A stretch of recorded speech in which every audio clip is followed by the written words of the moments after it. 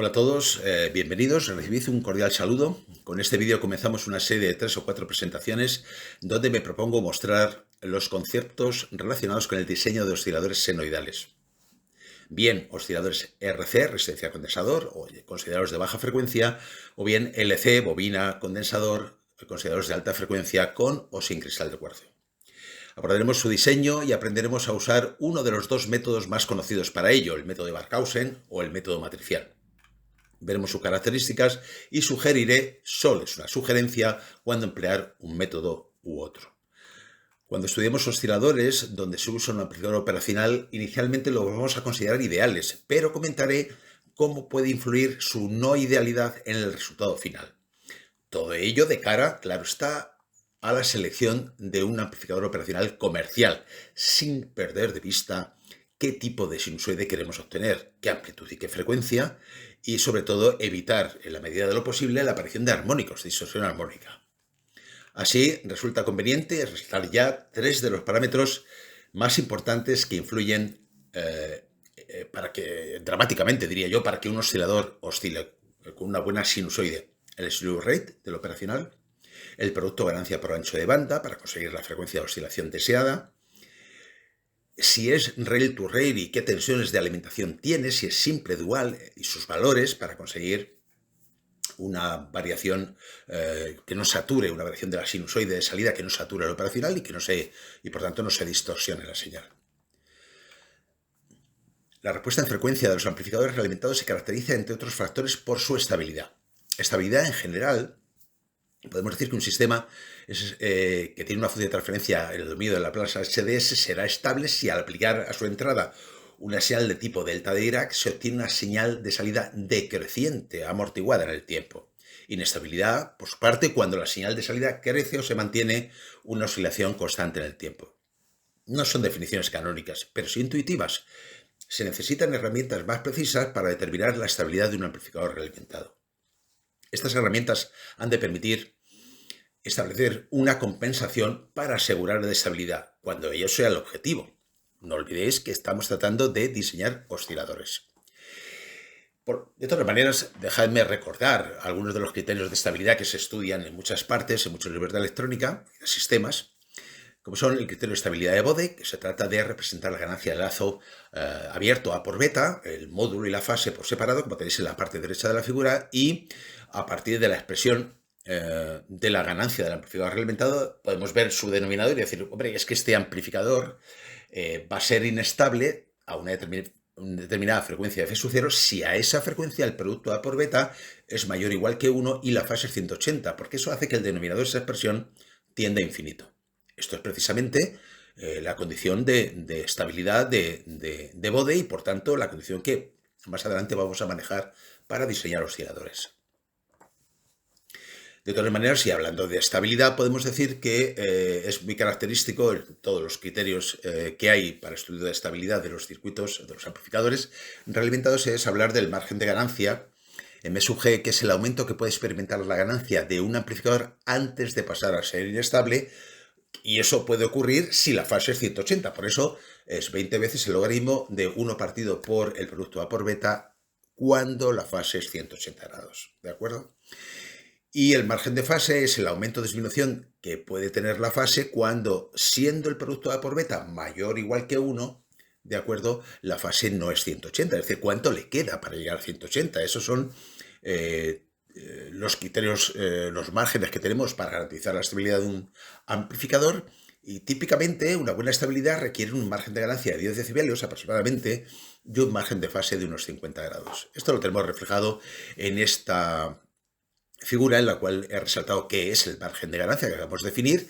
Es, como veis, está en la parte derecha de la figura, es que cuando la fase es 180 es cuánto le falta al amplificador para llegar a 0 decibelios, que es a 0 decibelios, el producto A por beta igual a 0 decibelios, o bien en magnitudes no logarítmicas 1. En ese caso tendríamos el circuito inestable, o al revés. Cuando el producto A por beta es 0 decibelios, es decir, en magnitudes no logarítmicas sería igual a 1, pues cuánto le falta a la fase para llegar a 180 grados. Esto es el criterio de estabilidad, o redondea un poquito el criterio de estabilidad de Bode, pero insisto que el margen de ganancia y de fase existe también en otros criterios de estabilidad. Bien, hay otros criterios de estabilidad, como es el lugar de las raíces, y que estudiaremos con un poco o aplicaremos más que estudiar con un poco de detalle cuando veamos el diseño de filtros activos. Se trata de diseñar el lugar de las raíces del polinomio de la función de transferencia, en este caso, para ver dónde están situados los polos y los polos de la función de transferencia y ver si están representando en la parte imaginaria de esos polos en ordenadas y la parte real en abscisas, ver si esos polos están en lo que se llama el semiplano izquierdo, lo cual haría que la parte real de esos polos fuera negativa y por tanto los transitorios en la señal de salida serán siempre amortiguados. O bien están en la parte derecha, en cuyo caso la parte real sería positiva y la oscilación que se produce o el transitorio pues no sería amortiguada y entraríamos claramente en inestabilidad. Y luego el eje de ordenadas, como veremos en su momento, donde la parte real es cero, es decir, polos que no tienen parte real, digamos que es el límite de la estabilidad, pero conviene no llegar a ello si queremos un amplificador realimentado estable. Si queremos diseñar un oscilador, ya es otra cosa, como veremos después. Bueno, también está el criterio de Nyquist, como veis, este también se basa como el criterio de Bode en el producto A por beta, y aquí de lo que se trata es de representar A por beta, la parte imaginaria y la parte real de este producto, de esta ganancia de lazo, y ver si representamos en ordenadas la parte imaginaria y en abscisa la parte real, igual que hacíamos en el método anterior con los polos, ver si esta curva a alguna frecuencia rodea, es más grande que el punto menos 1, 0, que está situado sobre el eje de abscisas, obviamente. Bueno, esto lo conocéis de sobra, y en ese caso, si ocurre eso, es que a esa frecuencia el sistema realimentado, el amplificador, es inestable. Bueno, para conseguir la estabilidad, ya redondeamos el tema de la estabilidad, aunque ahora vamos a estudiar osciladores y me voy a ir a la inestabilidad. Bueno, hay varias técnicas. Situar un polo dominante, como ocurre en el caso de los operacionales, sobre todo si tengo un amplificador con un producto A por beta grande, una fuerte realimentación, conviene poner a lo mejor un polo dominante que me permite asegurar la estabilidad con un buen margen de fase y un buen margen de ganancia. Situar redes de adelanto, de retraso de fase en el amplificador o en la red beta para garantizar que nunca ocurra lo que hemos dicho antes, que haya un producto A por beta mayor que 1 cuando la fase es 180 grados, en fin, hay varias técnicas, estas son algunas. Pero aquí lo que nos interesa precisamente es todo lo contrario. Lo que nos interesa es que el circuito que estamos diseñando oscile, que sea inestable, pero con una inestabilidad controlada. Por tanto, definamos qué es un oscilador. Son circuitos eminentemente inestables, amplificadores llevados a la inestabilidad, capaces de producir una señal periódica senoidal de salida en ausencia de señal de entrada. Esto ya es una diferencia con los amplificadores que tienen que amplificar una señal de entrada. No, aquí se trata de que nos proporcione una señal de salida aunque no haya señal de entrada. Hay dos grandes tipos de osciladores, senoidales o de relajación. En los senoidales o sinusoidales, los componentes activos trabajan en zona activa, se los considera lineales y su estudio se hace en el dominio de la frecuencia, mientras que los de relajación o de onda cuadrada, los componentes activos funcionan en las zonas no lineales, saturación y corte de los dispositivos activos. Bien, volvamos al esquema que veíamos antes. Aquí tenemos un amplificador, tenemos una realimentación beta y lo que hacemos, como todo amplificador realimentado, lo que en realidad estamos amplificando, el amplificador A, lo que amplifica es la señal de error, que se llama la diferencia entre la señal de entrada X sub I y la señal realimentada, que es beta veces X sub 0. Bien, si aplicamos esto que acabo de decir matemáticamente, es muy fácil demostrar, como veis en la figura, cuánto vale la ganancia del amplificador realimentado, que ya habíamos visto. A esto le llamamos ganancia total o de lazo cerrado, el producto A por beta, ganancia en lazo abierto. Bien, pero ¿qué es lo que sucede? Lo que sucede es que la realimentación, que en apariencia es negativa, se puede convertir en positiva y hacer que el circuito sea inestable. Si hay alguna frecuencia para la cual el producto en módulo A por beta es mayor o igual que 1, al menos igual, y la fase es 180, si recordáis la expresión anterior, el denominador se hace 0. Y eso se hace, digo, cuando A por beta es exactamente igual a 1. Y eso hace que la ganancia tienda a infinito. Esto es una inestabilidad clarísima. Es justamente esta condición la que vamos a manejar en el resto del tema cuando vamos a explicar osciladores reales. Pero si ocurre esto, es posible que se produzca una señal de salida de cero, senoidal o cuadrado, eso depende de cómo hayamos diseñado el oscilador, aun cuando la señal de entrada es cero. Aun en ausencia de señal de entrada, el oscilador nos proporciona a su salida una oscilación, y esto es lo que llamamos un oscilador. No necesitamos en realidad una señal de entrada para que esto oscile, siempre que esta oscilación esté bien controlada. Resumo entonces. ¿Qué es lo que necesito? Necesito para diseñar un oscilador que la parte real del producto A por beta sea mayor o igual que 1 para que arranque a oscilar y luego se mantenga. Veremos ahora la condición de arranque y la de mantenimiento, y que la fase sea 180 grados. Pero esto implica necesariamente que la parte imaginaria del producto A por beta sea 0. Esto es puras matemáticas. Así que tenemos... Se define la condición de arranque cuando la parte real en módulo del producto A por beta es mayor que 1 y la fase es 180 grados. Se define la condición de mantenimiento cuando el producto A por beta, su parte real en módulo, es igual a 1, siendo la fase 180 grados. Es lo que llamamos condición de arranque y mantenimiento de la oscilación, que son dos condiciones muy importantes que vamos a manejar ahora en el diseño del oscilador. Y todo esto va a ocurrir a una única frecuencia.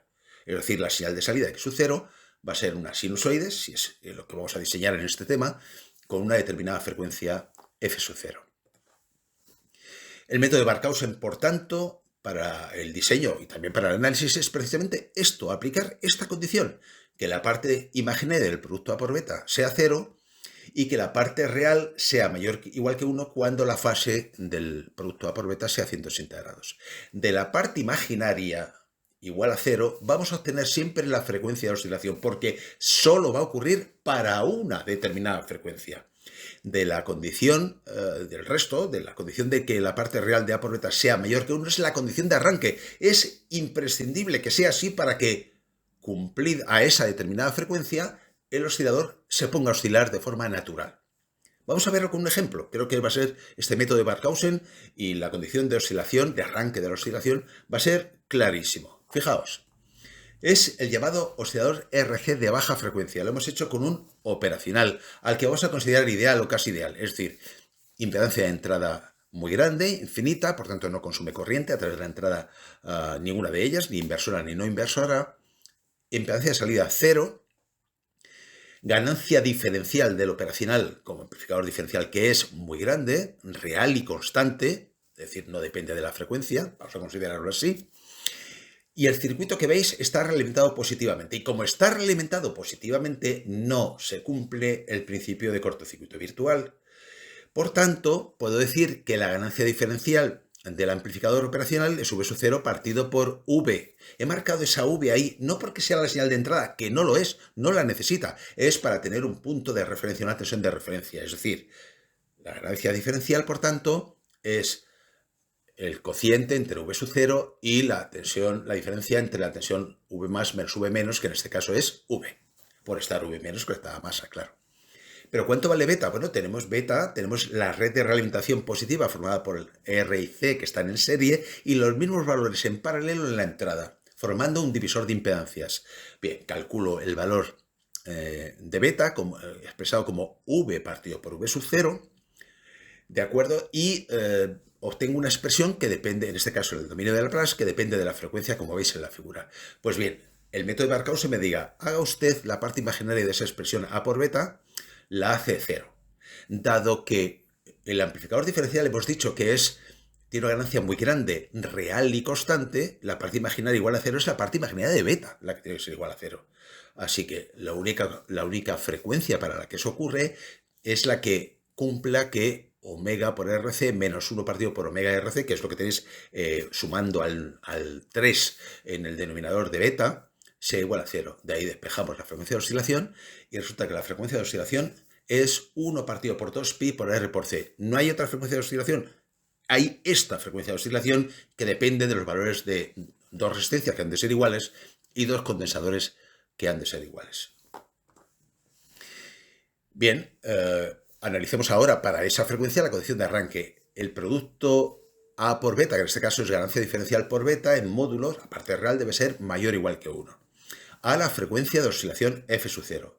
Claro, a esa frecuencia, según hemos visto en las expresiones matemáticas de la diapositiva anterior, ese producto A por beta en valor absoluto es A sub t partido por 3, puesto que la parte imaginaria se ha anulado. Lo cual me está diciendo que, despejando ahí, la ganancia diferencial debe ser mayor que 3. Esta condición se cumple, desde luego, sin condiciones.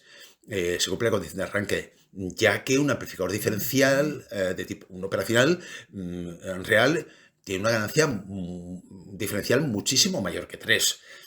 Por ejemplo, en el caso del OP27 de Analog Devices, por ejemplo, pues por poner un ejemplo, es 1,8 por 10 a la 6. Pero claro, ¿cuál es la condición de mantenimiento? Porque si dejamos esto así, el oscilador en V sub 0 me empezará a dar una oscilación, pero probablemente cada vez tenga una amplitud mayor y terminará saturando el operacional y recortando la señal y por tanto distorsionándola. Así que la condición de mantenimiento lo que me dice es que en módulo, la parte real de A sub d por beta debe ser 1, no mayor que 1, y mucho menos infinito, o 1,8 por 10 a la 6. Por lo que la amplitud de la oscilación, como decía antes, empezará a crecer porque es muy grande ese producto A por beta. Así que este amplificador, este oscilador, que no es nada más que puramente teórico, muy teórico, vamos a arreglarlo un poco. Fijaos, lo único que he hecho ha sido añadir una realimentación negativa formada por dos resistencias, 2R1 y R1, para garantizar que este amplificador ya no es un amplificador diferencial básico, un operacional, sino lo que es un amplificador con realimentación, no inversor, y realimentación negativa, no inversor, por tanto, y la ganancia es 1 más R sub 2 partido por R sub 1. Así que al hacer la resistencia aquí conectada a la salida dos veces R sub 1 y la resistencia conectada más a R sub 1, lo que tengo es un amplificador no inversor de ganancia 3. Es decir, 1 más 2R sub 1 partido por R sub 1, como cualquier amplificador no inversor con operacionales. ¿Qué significa esto? Pues significa que la parte real ahora es 1, el módulo. Para la frecuencia de oscilación es 1 y que la parte real tiene que ser, por tanto, sabemos que es A partido por 3, eso significa que el amplificador tiene que tener ganancia 3 y ya lo hemos hecho, ya lo hemos conseguido, así que tan sencillo con esto. Pero claro, la cuestión ahora, pero arranca a oscilar, porque lo que hemos dicho antes es que el producto A por beta, la parte real, en valor absoluto debe ser mayor que 1 para que se cumpla la condición de arranque. Sin embargo, al hacerlo así, justamente es igual a 1. Bien, pues para que arranque a oscilar, cualquier perturbación o no idealidad, variación de algún parámetro con la temperatura, tolerancia de los componentes pasivos como el del propio amplificador, hará que se cumpla la condición de arranque y nos sorprenderemos cuando montemos este amplificador y oscile perfectamente. Por cierto, a este amplificador se llama también oscilador RC en puente de Wien. Sin embargo, debemos hacer una apreciación en estos amplificadores que hemos visto, en este último sobre todo. Al utilizar un amplificador no inversor, la fase que introduce el amplificador no inversor es 0 grados. Y la fase que introduce la red beta es también 0 grados, la frecuencia de oscilación, porque es 1/3. Beta sería 1/3. Por tanto, ¿qué es lo que pasa aquí? ¿Ya no es 180 grados la fase del producto A por beta? No. Lo que ocurre es que la realimentación sigue siendo positiva, porque ahora lo que hemos hecho es que si la fase del amplificador es 0 grados y la red beta es 0, eso que he marcado ahí en rojo, lo que me está diciendo es que no estoy amplificando la diferencia, no es una resta de señales, como veíamos en el circuito original, sino que es una suma. La señal llega con fase positiva a la entrada del amplificador y por tanto el efecto es realimentación positiva. Si hiciéramos esto, si lo hiciéramos así o lo hubiéramos explicado así, en realidad la expresión de la ganancia de un amplificador realimentado es A partido por 1 menos A por beta, no 1 más A por beta. Pero insisto, vamos a considerar el caso anterior, el caso general, con una realimentación negativa, hemos aplicado el método de Barkhausen y vamos a partir de que la ganancia del amplificador realimentado es A partido por 1 más A por beta. Y luego, si es necesario, como ha sido este caso, matizaremos lo de la fase de la ganancia del lazo. En este ejemplo, que es un ejemplo clásico de un amplificador RC, se llama por desplazamiento de fase porque ocurre lo siguiente.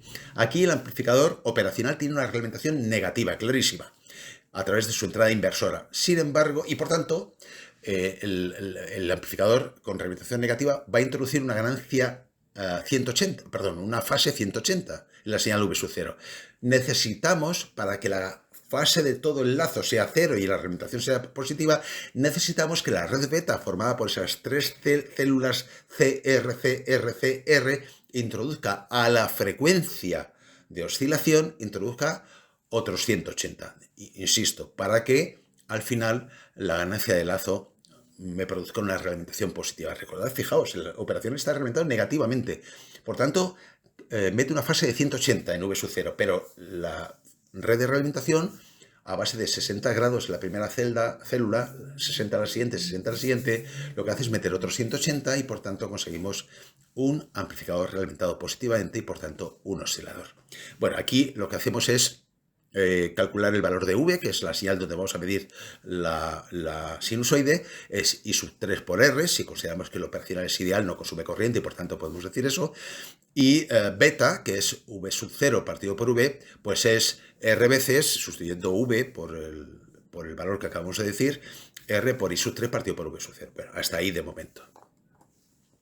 Ahora planteamos por cada malla de la red de realimentación beta, planteamos una ecuación, como tenéis ahí, que me relaciona las corrientes con las corrientes con, en el primer caso, con la tensión V sub 0, en el siguiente caso, la ecuación de la malla, de los dos siguientes casos me refiero, y de ahí podemos deducir que esa beta, que habíamos dicho que es R por I sub 3 partido por V sub 0, aplicando resolución de ecuaciones por la regla de Kramer o cualquier otro sistema, lo que vemos es que beta es R por el determinante 3, que es sustituir, como sabéis, digamos los coeficientes de la tercera columna por las variables dependientes, en este caso V sub 0, 0 y 0, que es el término de la izquierda de la igualdad, partido por el determinante de los coeficientes, y de ahí podemos hacer que la parte imaginaria sea 0, y sale que obviamente la parte imaginaria de A por beta igual a 0 es la parte de beta, porque el amplificador tiene una ganancia real, un número real. Y la parte imaginaria de beta igual a 0 hace que podamos deducir que omega sub 0, frecuencia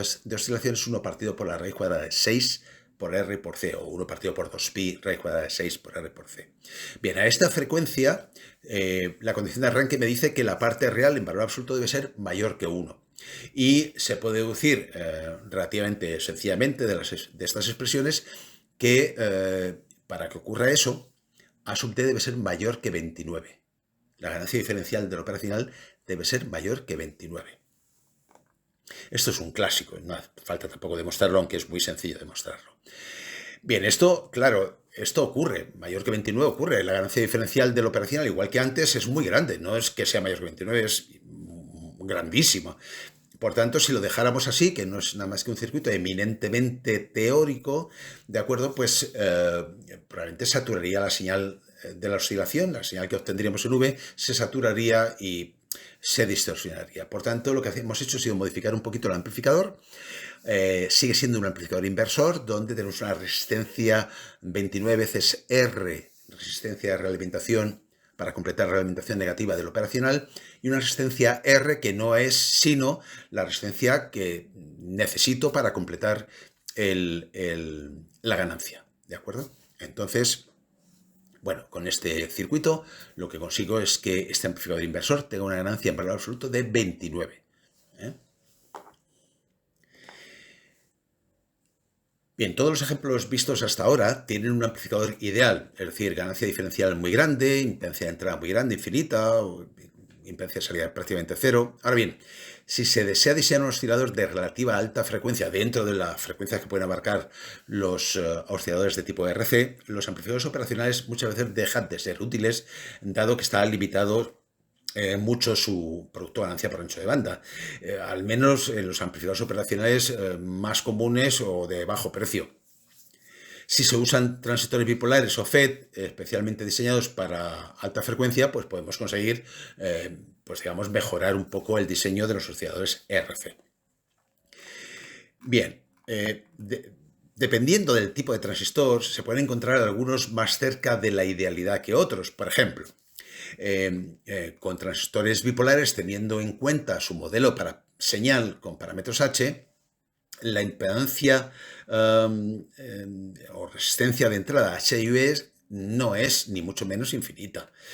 En el caso de los transistores FET, FET o MOSFET, su impedancia de entrada se puede considerar muy elevada, prácticamente infinita. Se aproximan mejor, al menos en la etapa de entrada, al amplificador ideal.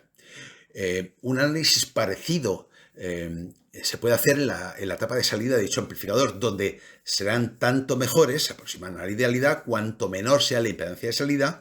En ambos tipos de transistores, sobre todo en los FET y los MOSFET actuales, se aproximan bastante, si bien los FET y los MOSFET tienen un inconveniente frente a los bipolares, y es que su transadmitancia, la ganancia de transadmitancia, G sub M, está muy limitada, con lo cual a veces no se puede conseguir la condición de arranque de la oscilación. Pero dependiendo, como digo, de la frecuencia que se quiera tener. Bueno, aquí tenemos un oscilador RC, como desplazamiento de fase, pero en este caso con un transistor bipolar polarizado en emisor común con dos resistencias de base, de polarización de base R1 y R2, una de colector R sub C y otra de emisor R sub E. Bueno, las resistencias de emisor se desacoplan en alterna, el C sub A me permite acoplar en alterna para completar el lazo de realimentación, y lo que vamos a hacer ahora es, para terminar ya, es el análisis para pequeña señal o para señal.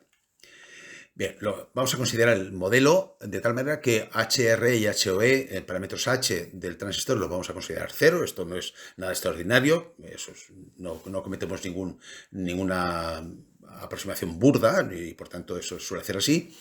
Y he dibujado en la etapa de entrada del bipolar, en vez de dibujarlo en la parte izquierda, como correspondería a la figura anterior, pues lo he dibujado en la parte derecha. Fijaos, he puesto R sub F, resistencia de realimentación del circuito, y conectado a las dos resistencias, la H y E, impedancia de entrada del bipolar, y la resistencia de polarización de la base R sub B, que es el paralelo de R1 con R2. Pues bien, si R sub B, y así hay que hacerlo incluso aunque no vayamos a hacer un oscilador, simplemente un amplificador emisor común, que es el paralelo de R1 con R2, es mucho mayor que HIE, entonces podemos considerar que la resistencia R, que me falta en la última rama, fijaos que la última célula de condensador de resistencia no hay una C, pero no hay una R, hay todo ese entramado R sub F y R sub B y HIE. Pues bien, si considero que R sub B es mucho mayor que HIE, entonces la resistencia R, que completa para conseguir esos 60 grados y completar los 180 totales de la red de realimentación, debe ser igual a R sub F más HIE. Por tanto, las R de las otras células RC no puede ser cualquier valor, son los 3 resistencias tienen que ser iguales, los 3 condensadores tienen que ser iguales. Así que condición de diseño es que la resistencia R de todas esas células tiene que ser igual a R sub F más HIE, y esto depende naturalmente del transistor que utilicemos. Pues puesto la impedancia de entrada del amplificador, en este caso sería HIE, claro, que no es ni mucho menos infinito. Como no es ni mucho menos infinito, resulta, y además me aparece también una resistencia en la etapa de salida del bipolar, una resistencia R sub C, que es la resistencia de polarización del colector, y como veis, eso hace que la resistencia de salida del transistor no es ni mucho menos 0, es R sub C. Resulta que ahora, haciendo la parte imaginaria de la función de transferencia del producto A por beta igual a 0, resulta que ahora la frecuencia de oscilación es 1 partido por 2 pi R por C, y la raíz cuadrada es 6 más 4 veces la relación R sub C partido por R.